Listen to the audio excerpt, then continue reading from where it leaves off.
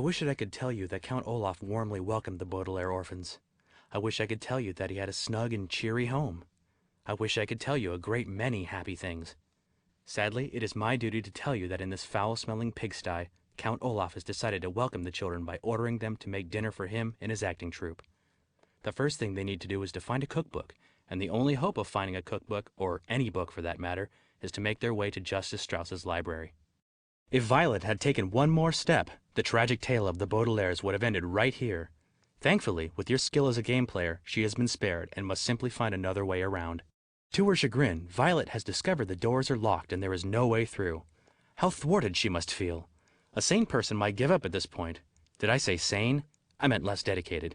Instead, Violet's inventive spark has kindled an idea for a lockpick. All she needs is a hanger, a hamster wheel, and a paint roller. Presto! Violet now has a lockpick.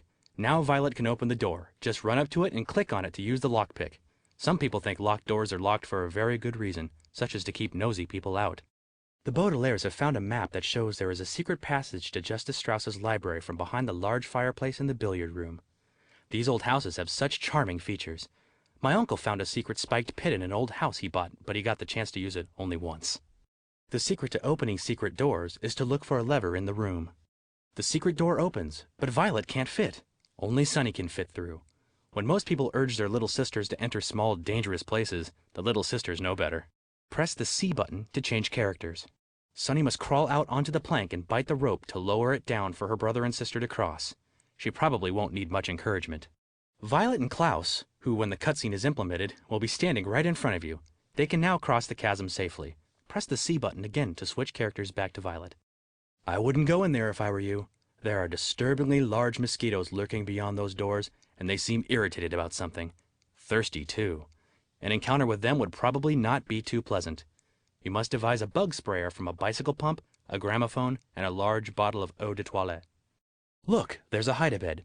Misnamed if you ask me. The bed isn't hidden at all, but it might be hiding something else. Olé! The bug sprayer is complete. Now the mosquitoes can be driven off to trouble people not involved in our story. Run through the fireplace to get to the library, unless you're content with where you are. Those mosquitoes might find you here if you stay here. Something worse might come along too, but if you want to loiter here and find out, that's up to you.